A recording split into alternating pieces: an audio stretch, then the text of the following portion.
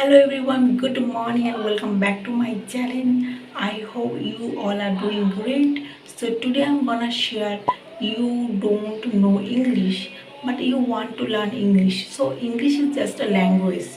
Uh, English is very simple and it easy to learn. So then practice because practice makes a man perfect.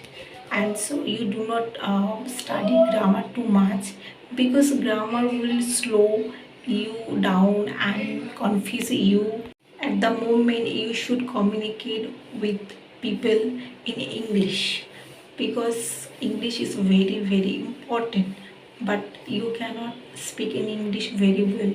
But don't worry and never think about nervous mistakes. So never think, because does not matter what from which part of words you do belongs. At this moment you never think about what people think behind my back, what people think behind my say.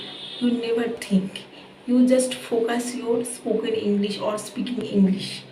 At the moment you read the English newspaper and English watch movies, and I hope you know basic English day by day. Practice in front of mirror, and many men think it's funny, but even that can improve your accent. So practice makes man perfect.